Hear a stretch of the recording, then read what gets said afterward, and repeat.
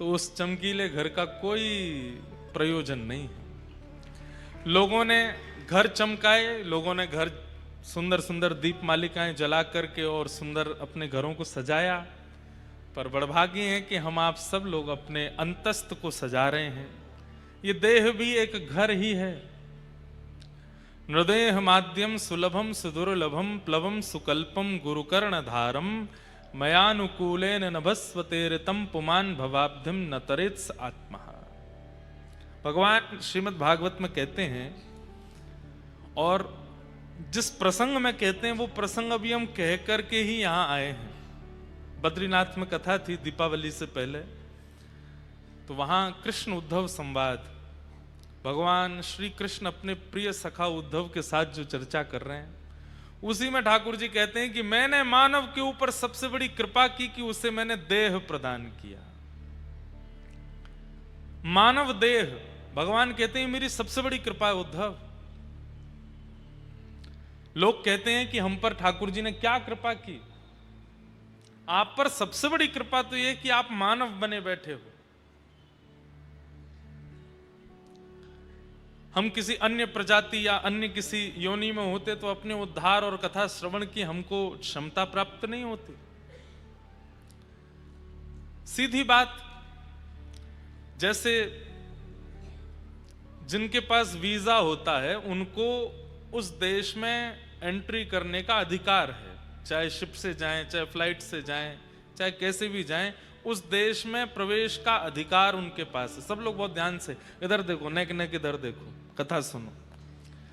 और जो हमें दिखा के पानी पी रहे हैं, जैसे व्यास जी 4 घंटे कुछ नहीं पिएंगे, आपको भी नहीं पीना चाहिए, पहले ही पी पा के बैठिए।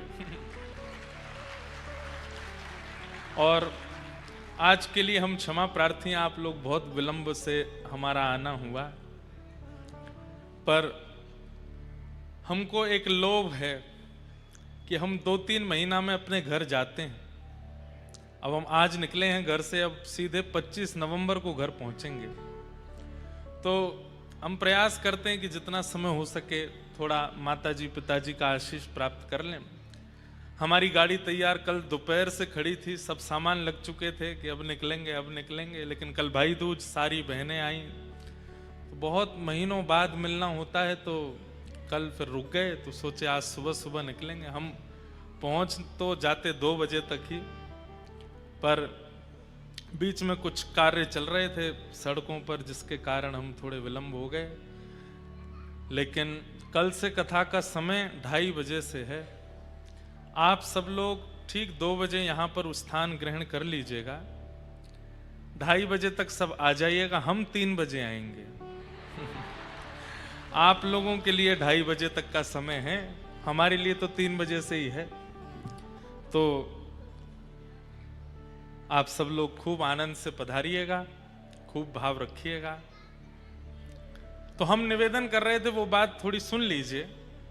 जिस व्यक्ति के पास जिस देश का वीजा होता है, वो व्यक्ति जब चाहे, आधी रात भी चाहे, तो अपनी टिकट बुक करा के उस देश में प्रवेश कर सकता है। उसको कोई रोक टोक नहीं है। जिस पे वीजा नहीं है उसको सोचना पड़ेगा कि पहले कागज इकट्ठे करूं, एम्बेसी जाऊं, फिंगरप्रिंट्स दूं, अपने पेपर जमा करवाऊं, इंटरव्यू दूं, तब वीजा आएगा, तब मैं जा पाऊंगा।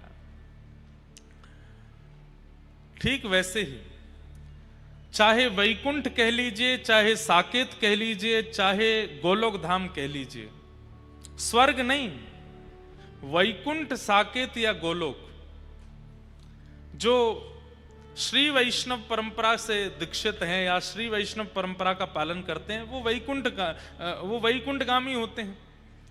जो प्रभु श्री राम की परंपरा का पालन करते हैं, प्रभु श्री राम का अर्चन वंदन करते हैं, अयोध्या से अति प्रेम रखते हैं, वो साकेतगामी होते हैं। और जो श्री धाम वृंदावन के प्रति रुचि रखते हैं, निकुंज विलास की चर्चाओं में जिनका सुख होता है, वो गोलोकगामी होते हैं। तो या तो वैकुंठ, या तो साकेत, या तो गोलोक, इनका एक ही वीजा है, क्या? मानव शरीर। अगर किसी पर मानव शरीर नहीं है तो वो वैकुंठ, साकेत और गोलोक नहीं जा सकता। इसका मतलब क्या है? मुझे आपको मानव शरीर देकर के ठाकुर जी ने ये प्रमाणित किया है कि मैं चाहता हूं कि तू अपना उद्धार कर, इसीलिए मानव बना है। जिसे हम चाहते हैं कि वो अपना कल्याण करे, उसी को हम साधन देते हैं। अब ये कोटा पढ़ने वालों की भूमि है, यहां बहुत सारे बच्चे पढ़ते हैं। उनके माता पिता उनको फैसिलिटीज के रूप में यहाँ रूम्स दिलवाते हैं। कई बच्चे थोड़े धनवान होते तो उनको गाड़ी दिलवा देते हैं, बाइक दिलवा देते हैं, स्कूटर स्कूटीज दिलवा देते हैं। साधन क्यों दिया जाता है? ताकि तुम अपना उद्धार करो, ताकि तुम अपना कल्याण करो। ठाकुर जी के पास कहते हैं भगवान उद्धव से कि मेरे पास सबसे बड़ा साधन देने के वाला अगर कुछ है तो वह है मानव शरीर। मेरे पास सबसे सुंदर तोहफा यही है, जिसमें एक जीव है जो कि किसी भी स्वाद को अपना लेती है, जिसमें दो नेत्र हैं जो किसी भी रंग को देख लेते हैं, जिसमें दो हाथ हैं जो कर्म करते हैं, जिसमें दो पैर हैं जो चल करके एक से दूसरे देश पहुंच जाते हैं, जिसमें बुद्धि है, मन है, इंद्रियां हैं। उद्धव कभी विचार करो, इससे अच्छा मेरे पास कुछ और देने लायक है ही नहीं। मैंने ये दिया, इसका मतलब मेरी बहुत बड़ी कृपा है कि तुम मानव हो। नृदेह माध्यम सुलभम सुदुर्लभम। आपको अभी नहीं पता चलेगा क्योंकि हम मानव हैं ही हैं, लेकिन श्रीमद् भागवत आदि ग्रंथों में बताया गया कि कोई मानव नहीं बन पाता, अन्य जातियों में होता है, अन्य योनियों में होता है, तो उसको मानव बनने के लिए कितनी प्रतीक्षा करनी पड़ती है, कितने प्रार्थनाएं करनी पड़ती हैं, तब वो मानव बनता है। भगवान कहते हैं मेरी सबसे बड़ी कृपा क्या है कि मैंने तुम्हें मानव बनाया। प्लवम सुकल्पम गुरुकर्ण धारम। और मानव बनने के बाद भी यदि जीवन में गुरु आ गए तो ठाकुर जी कह रहे हैं कि इसको तो और बड़ी कृपा मान लेना कि मैंने एक गुरु और दे दी है कि मानव देह से क्या करना है, क्या नहीं करना, कब करना है, कैसे करना है, ये सब बताने वाले गुरु मिल गए। तो मानव देह मिले, भगवान की कृपा। मानव देह को समझाने बुझाने वाले एक ऐसे गुरु मिल गए, एक ऐसे मेंटोर मिल गए जिनकी बात आप कभी भी मान सकते हो। प्लवम सुकल्पम गुरुकर्ण धारम। और फिर भगवान कहते हैं मयानुकूलेन नभस्वतेरितम। मेरी प्राप्ति जिससे हो ऐसी अनुकूलताएं अगर जीवन में आ रही हैं तो ये मेरी तीसरी कृपा है। जैसे कि कथा होना, जैसे कि अनुष्ठान होना, जैसे कि वैष्णव दर्शन होना, मानव शरीर मिलना, गुरु का मिल जाना, और उसके बाद में भगवत प्राप्ति जिससे हो ऐसी अनुकूलताएं प्रकट होना।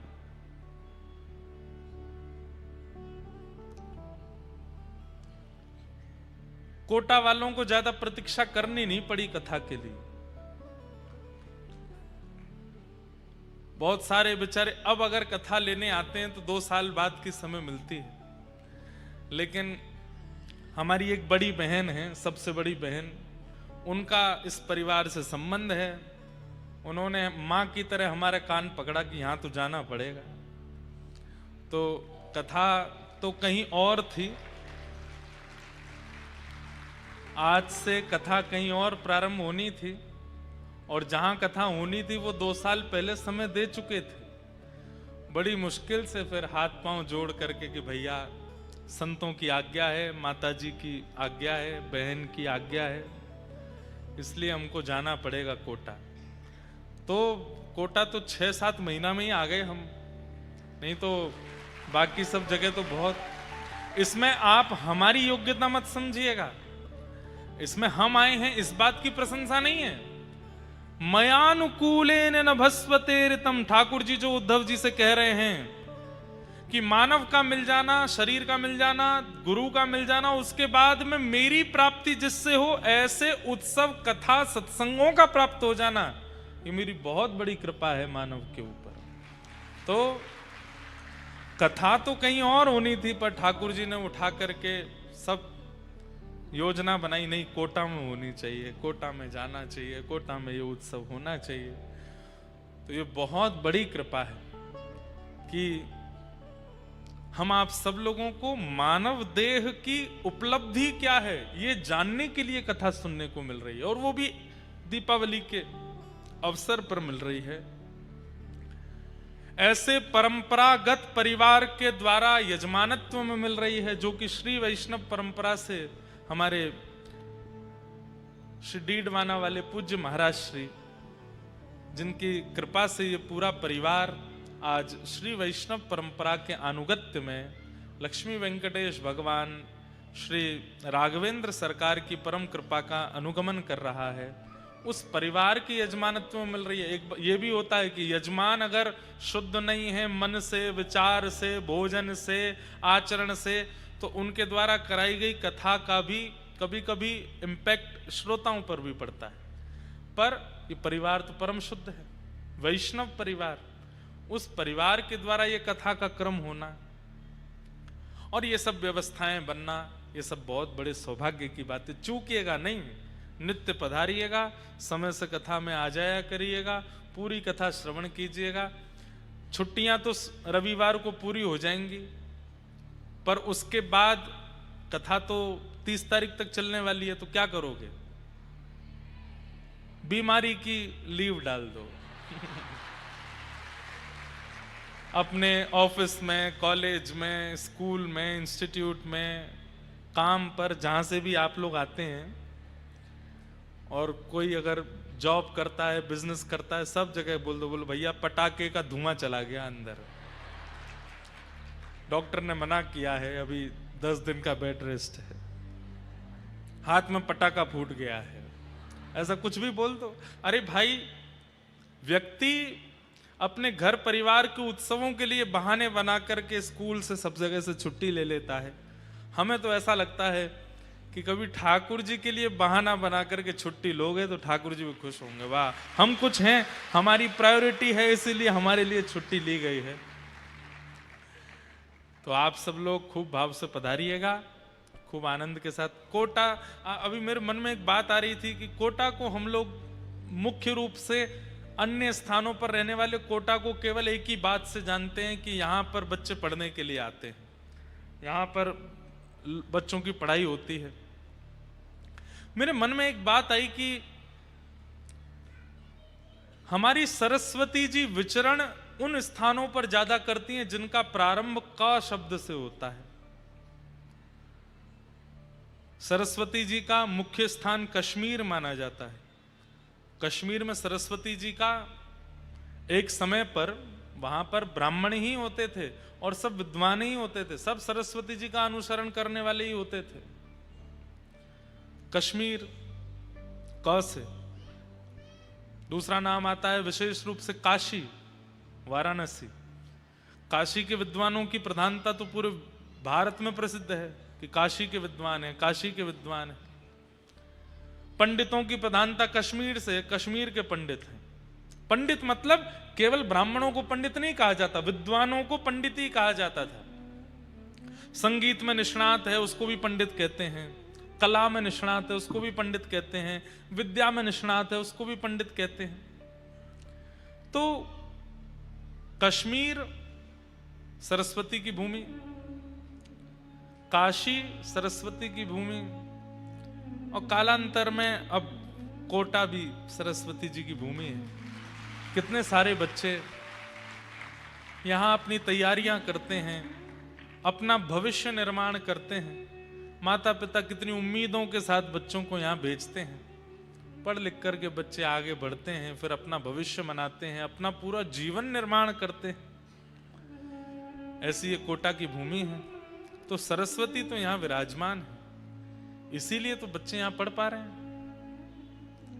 उसमें भी हमारा ये एलन परिवार कितने बच्चों को आश्रय। मैं अभी बता रहा था जब रास्ते में आ रहा था, जो भैया हमको लेने आए, लगभग कथाओं में, बड़े शहरों में जब भी कथा होती है तो कथा का समय यही 3-4 बजे से रहता है, तो शायद इंस्टीट्यूट की छुट्टी होती है, तो कितने सारे बच्चे एलन ग्रुप के जहां भी हैं आते हैं कथाओं में, और आते हैं कथा सुनते हैं। उनकी वो टी शर्ट पे लिखा रहता है, आते हैं कथाओं में बैठते हैं। तो कितने बच्चों का तो यहां से भी जीवन उद्धार हो रहा है। तो ये बहुत बड़े सौभाग्य की बात है कि ऐसे यजमान परिवार के द्वारा ये कथा आयोजित हो रही है, जो स्वयं विद्या देवी की आराधना करते हैं, स्वयं आचार्य परंपरा में सब श्री धारण करते हैं, श्री वैष्णव परंपरा का निर्वहन करते हैं। घर में ठाकुर जी की पद्धति की सेवा होती है, प्याज लहसुन आदि कुछ नहीं बनता है, इतनी शुद्ध पवित्रता रखते हैं। तो ये सब सौभाग्य हैं, एक के बाद एक सारे सौभाग्य एक साथ इकट्ठे होकर के सब हमें प्रस्तुत किए गए हैं। इससे यही मानना चाहिए कि ठाकुर जी चाहते हैं कि हम उन्हें प्राप्त करें, इसीलिए ये सारी योजनाएं बन रही हैं और इस योजना का हमें फल लेना चाहिए। इसका एक ही फल है कि हमें कभी बस किसी राह पर, किसी मोड़ पर, किसी गली में, किसी जीवन के किसी मोड़ पर ठाकुर जी का अनुभव हो जाए, बस, और कुछ नहीं चाहिए। बंधुओं, एक बात हम आपसे बहुत स्पष्ट रूप से निवेदन कर दें,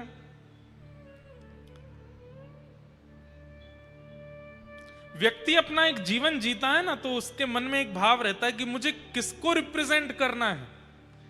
अपने पिता को दिखाना है, अपनी मां को दिखाना है, अपने पत्नी को दिखाना है, या अपने परिवार को दिखाना है। हमारी बात मान लीजिए, अगर कथा में आके बैठे हैं, मुख से श्री राधा नाम कृष्ण नाम कहते हैं, माथे पर उर्दपुंड लगाते हैं, वैष्णवों के दर्शन करते हैं, तो आज के बाद आपके रिप्रेजेंट के रूप में किसको रिप्रेजेंट करना है? ठाकुर जी को। मुझे उन्हें दिखाना है। मैं धन भी इसलिए कमाऊं कि ठाकुर जी को यह लगे कि भाई मेरे लिए कमाता है, मेरे उत्सव कर सके, मेरी प्राप्ति में आगे बढ़ सके, मेरी कथाएं का आयोजन करा सके। अपने जीवन में किसी के साथ भी अच्छा करते हैं, कुछ भी भला करते हैं, तो भी यही मन में रखिए कि ठाकुर जी देख रहे हैं, मुझे उनको दिखाना है, उनको बताना है। बस उनको पता चले कि हां, ये एक व्यक्ति है जो कुछ कर रहा है। और सब लोग तो एक आध आपके कार्यों पर बड़ी प्रशंसा करेंगे, लेकिन आपकी एक भूल पर, आपकी एक छोटी सी भूल पर वो पूर्व के किए हुए सारे अच्छे कामों को भूल जाएंगे और उस भूल को लेकर के आपको कोसते रहेंगे। पर ठाकुर जी का स्वभाव ऐसा है कि वो एक गलती, दो गलती, 10 गलती, 20 गलती, 1000 गलतियों तक भी नजरअंदाज ही करते हैं। कोई बात नहीं, इसने ये 4 अच्छे काम तो किए, भले 1000 गलत किए, लेकिन 4 अच्छे तो किए। उनका स्वभाव ऐसा है। तो इस कथा का मूल उद्देश्य ये हो जाए कि मेरे चित्त में ये भावना प्रकट हो जाए कि मेरी आज के बाद प्रत्येक प्रतिक्रिया, प्रत्येक क्रिया, प्रत्येक कर्म, उसके पीछे मेरे मन में उद्देश्य क्या है कि मैं किसको दिखा रहा हूं? ठाकुर जी देख रहे हैं, ठाकुर जी को पता है।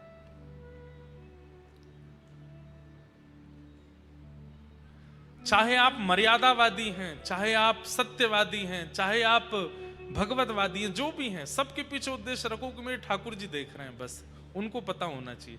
यही जीवन चरित्र आपके पड़ोस में ही रही हैं मीराबाई, उनका जीवन चरित्र भी ऐसा ही था। सूरदास जी का चरित्र भी ऐसा ही था, रैदास जी का चरित्र भी ऐसा ही। सब भक्तों का एक ही उद्देश्य है, हमें और किसी को नहीं दिखाना, हमारे ठाकुर जी देख रहे हैं, उनको पता होना चाहिए मैं क्या पहन रहा हूं, क्या खा रहा हूं, क्या बोल रहा हूं, कहां जा रहा हूं, किससे मिल रहा हूं, किसके साथ कैसा व्यवहार कर रहा हूं। हर स्थिति में आप ये विचार रखेंगे कि ठाकुर जी को पता चलेगा तो उनको कैसा लगेगा।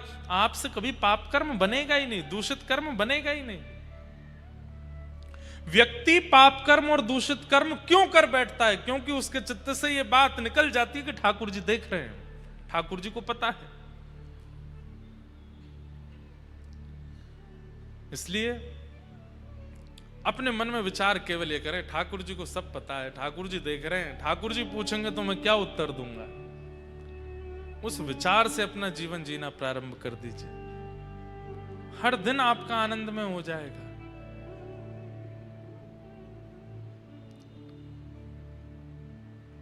इसी भावना को लेकर के कथा में आइए। पहली बात, समय से आ जाइएगा। दूसरी बात, कथा से पहले ही आप लोग जलपान कर लीजिए। कहीं जाना है, आना है, किसी से बात करनी है, सब पहले ही कर लो। व्यास मंच पर व्यास जी आके बैठ जाएं, उसके बाद आप कुछ नहीं करोगे। उसके बाद तो केवल आप कथा सुनो। धन गया तो कुछ नहीं गया, समय गया तो कुछ गया, चरित्र गया तो बहुत कुछ गया, लेकिन ज्ञान ही चला गया तो सब कुछ चला गया। ये कथा मनोरंजन के लिए नहीं है। इस कथा का क्रम मनोरंजन के लिए नहीं हो रहा है, मनोमंथन के लिए हो रहा है। और मंथन से क्या होता है? मंथन से नवनीत प्रकट होता है। मंथन होता है दही का, तभी तो मक्खन प्रकट होता है। मक्खन माने नवनीत। और जब नवनीत प्रकट होता है तो श्री कन्हैया अपने कक्ष से स्वयं ही घुटमुन चल करके आते हैं उस नवनीत का हरण करने के लिए। तो इस कथा रूपी मथनी से आप सब श्रोता रूपी हृदय की दही का हम मंथन करने के लिए बैठे। इसलिए प्रेम से मंथन करवा लीजिए ताकि नवनीत चित्त में प्रकट हो और ठाकुर जी आकर के उसका हरण करें, ठाकुर जी आकर के उसका सेवन करें, भोग लगावें। फोन मत चलाइएगा, कर्ण पिशाचनी है इनका नाम। क्या नाम है? हाँ, कर्ण पिशाचनी। लोग बाग कहते हैं ना तंत्र मंत्र वालों के लिए कि इन पर कर्ण पिशाचनी है, इनके कान में कोई बोल देता है। सबसे बड़ी कर्ण पिशाचनी तो यही है। बंबई में क्या चल रहा है आपके कान में कोटा में आके बता देता है ये यही कर्ण पिशाचनी। इसको बंद रखिएगा जब तक भागवत जी की आरती ना हो जाए। अंतिम बात, आज जहां बैठे हो प्रयास कीजिएगा कि रोज वहीं बैठो। कल से आपका स्थान ज्यादा बदले ना, थोड़ा राइट लेफ्ट हो जाए चलेगा, लेकिन आगे बैठे तो पीछे पहुंच गए, पीछे से इधर पहुंच गए। स्थान परिवर्तन होने से भी मन एकाग्र नहीं होता। इसलिए स्थान निश्चित कर लीजिएगा, जहां आप एक दिन बैठे, पहले दिन बैठे, वहीं बैठिएगा। दूसरा, ये नन्हे नन्हे गोपाल जी जो डोल रहे हैं, जिन्होंने यहीं बरसाना गोकुल प्रकट कर दिया है, इनके भी थोड़े थोड़े ध्यान रखिएगा। पता चली कोई गंभीर बात चल रही है तो आनंद करने दो, उनको रोकिएगा नहीं, पर थोड़ा ध्यान रखिएगा। बाकी यहाँ पे कई लोगों को ऐसा मुझे पता चला कि पास वगैरह से थोड़ी दिक्कत है, पास नहीं, कोई ऐसा नहीं है। सब लोग आइए, बाहर से अपना फ्री रजिस्ट्रेशन है, सब कराओ, बैठो। कथा सबके लिए हो रही है। अगर केवल एक परिवार को सुननी होती तो इतनी बड़ी व्यवस्था नहीं होती, सब लोग सुन सकें।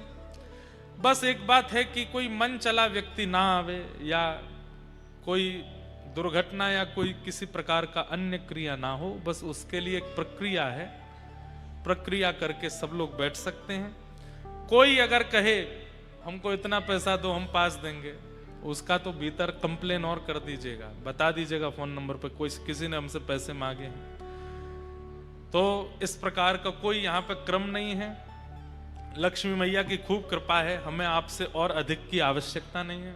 खूब प्रेम से आप तो पधारो, बस अपना ध्यान रखिए, खूब आनंद से बैठिए। किसी भी प्रकार की कोई गलत गतिविधि कथा में ना हो, उसका ध्यान रखिएगा। और अंतिम बात, हमारा मिलने का क्रम एक दिन हम रखेंगे, 1 या 2 दिन का रखेंगे, उस दिन आपको बता देंगे। अभी तो 2-4 दिन थोड़ी व्यस्तता है, कोटा से ही हमको 1-2 जगह आना जाना पड़ेगा, तो इसलिए 1-2 दिन तो आप लोग बस कथा में पधारो। मंच से ही हम बता देंगे कि किस दिन मिलना है, कहाँ मिलना है, कैसे आ सकते हैं, क्या होगा, तो उस हिसाब से आप सब लोग पधारिएगा। आइए भागवत जी के महात्म्य में प्रवेश करते हैं।